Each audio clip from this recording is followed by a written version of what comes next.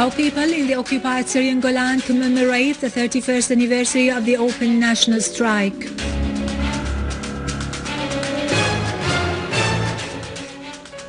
Our armed forces deal fatal blows to the terrorists and destroy their hideouts and weapons.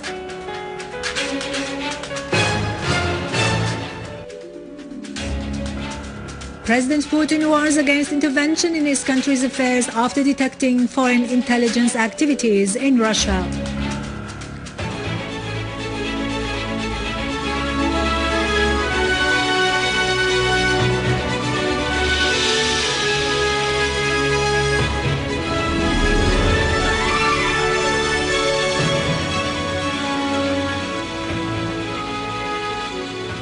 Good afternoon, this is Irado Krikorian with the news in English. Our people in the occupied Syrian Golan have commemorated the 31st anniversary of the general open strike, which they declared in 1982 against the Israeli occupation authorities and the enemy's decision to annex the Golan, a step that confirmed the Zionist entity's policy of expansion and settlement construction, carried out in total disregard of the historical, geographic and political facts of the occupied Golan and its solid attachment to the motherland, Syria. Civil and popular figures in the occupied Syrian Golan yesterday organized a car procession with the participation of neighboring villages within the framework of the activities held on this occasion. The procession set forth from Sultan Pasha al-Atrash Square in Majd al-Shams, passed through Mas'ada and Waqa'ata to Ain Qinya and later returned to the starting point in the square. The participants carried placards and national flags. Several liberated prisoners, including Bishr and Sidq al-Maqt and al-Asim al-Wali, took part in a seminar held on this occasion. They surveyed the history of the big national strike and the factors of the Golan steadfastness in the face of Israeli occupation. They stressed that victory shines in the horizon, to be realized by the defenders of the homeland, the valiant soldiers of the Syrian Armi. Within the framework of the Israeli aggressive practices and flagrant violation of international norms and conventions, an Israeli patrol today opened fire at citizen Uthman Omar al-Mughattari from Saida al-Jolan village in the southern sector of Quneitra Governorate while he was grazing sheep near the outskirts of Al-Rafid village, which is dozens of meters away from the ceasefire line.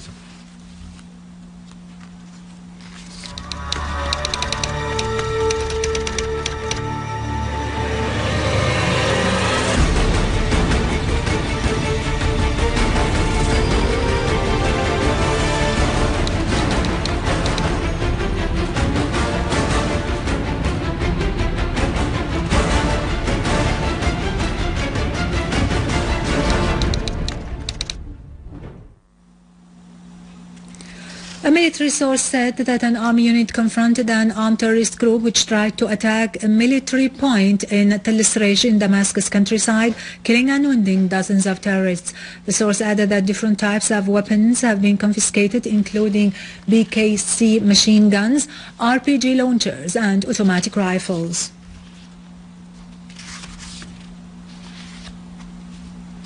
Our army units today continued to chase terrorists in Ain Tarma and Arbin, dealing fatal blows to their gatherings and destroying their hideouts, weapons and ammunition. An official source told Sana's correspondent that the army had clashed with a terrorist group in Ain Tarma in Damascus suburbs, killing its members and destroying their vehicles. Among the terrorists killed, Jihad al-Khatib, Muhammad Amira and Hisham Husni, nicknamed Abu Layl, were identified. Meanwhile, an army unit carried out an operation against terrorist gatherings in Arbin, during which the unit killed several gunmen.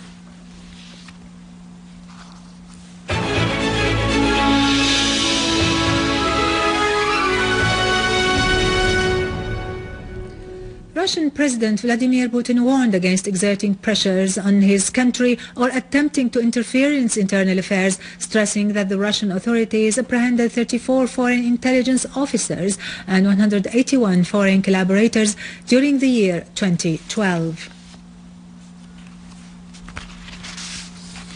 A Russian military source has said Syria received a batch of anti-aircraft missiles and Panzer C-1 air defense systems at the beginning of the current year. The source said that the air defense systems were delivered in accordance with previously signed contracts between the two countries, pointing out that these systems were shipped to Syria by sea.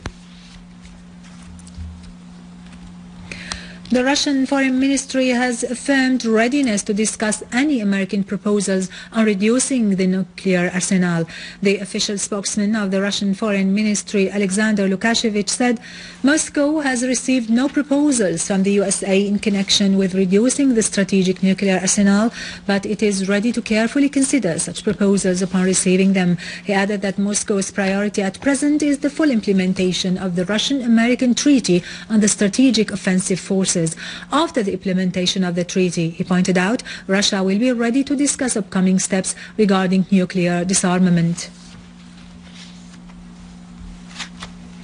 The United Nations expressed concern over the fate of Palestinian prisoners who have been on hunger strike inside the Israeli jails, renewing call to put an end to so-called administrative detentions pursued by Israeli authorities as negotiations were carried out between the UN Coordinator of Humanitarian Affairs and the Palestinian Minister for Prisoners' Affairs, Isa Qaraqah, on the situation of 4 prisoners who have been on hunger strike for more than 200 days. Meanwhile, an Israeli military force infiltrated into Gaza Strip and opened fire at Palestinian houses and properties.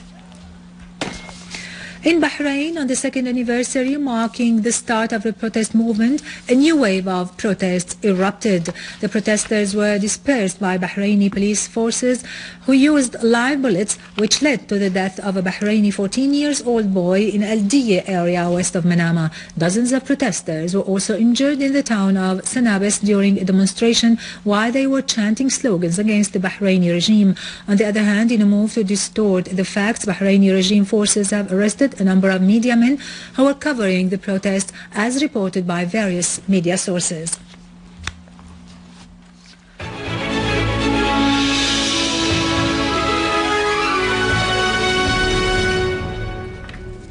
Back to our local news, Prime Minister Dr. Wael al-Halaqi has emphasized the deep relations between Syria and India, which have remarkably developed over the past 10 years in the various political, economic, technological and administrative domains. During his meeting today with an Indian legislative and information delegation headed by advisor Feroz Mitto Powala, Dr. al-Halaqi referred to the importance of conveying the true image of the international aggression on Syria in the news media.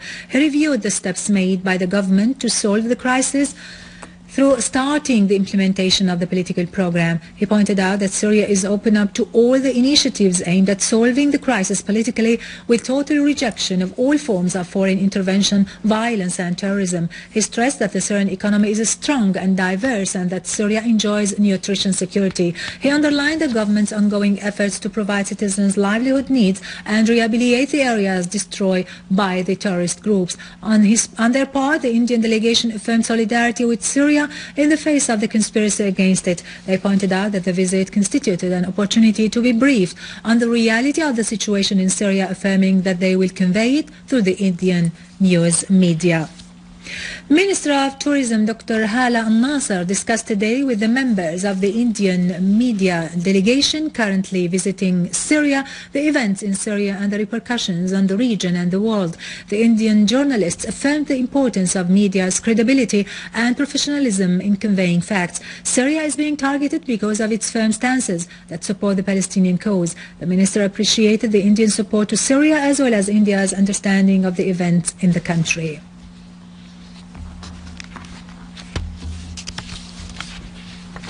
With this, we end our news for today. Thank you for watching. For more news about Syria and the region and to view this bulletin again, you can always visit our website in English, SyriaOnline.sy.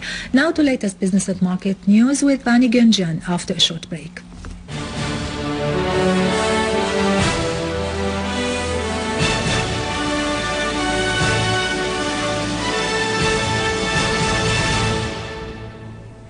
Good afternoon. The report issued by the Agricultural Cooperative Bank pointed out that the values of the delivered cereals have been paid to the farmers by the General Establishment for Manufacturing Cereals. The amount reached 45 billion Syrian pounds according to a new mechanism, noting that work is underway to pay the values of the current agricultural season's cotton crop by the General Establishment for Cotton Marketing, which is 33 billion Syrian pounds, through the bank branches, in addition to financing the agricultural plan with the agricultural production equipment for the strategic crops like wheat, sugar beet, cotton and tobacco.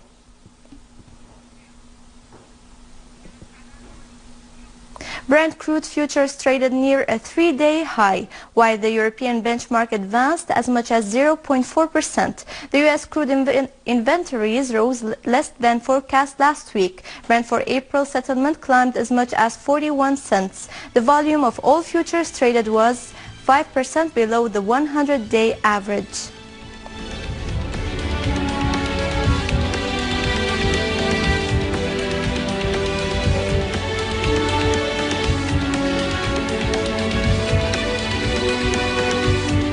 European stocks were little changed as the U.S. index futures were little changed, while Asian shares rose. Most U.S. stocks rose, sending the Standard & Poor's 500 index to the highest level since October 2007.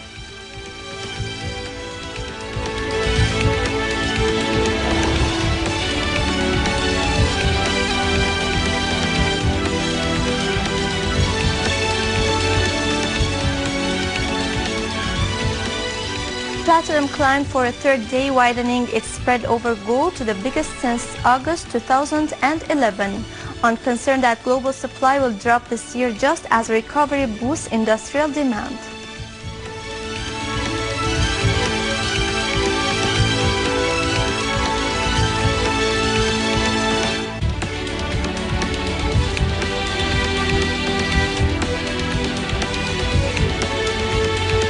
The euro weakened for a second day against the dollar.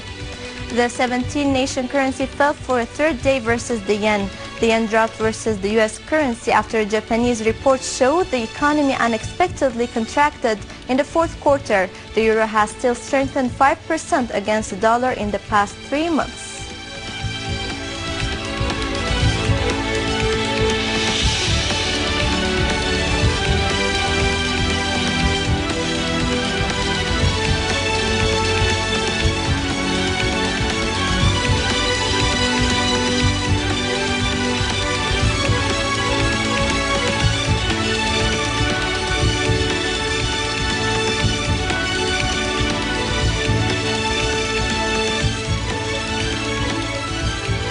With this, we conclude our news. Thank you for watching and goodbye.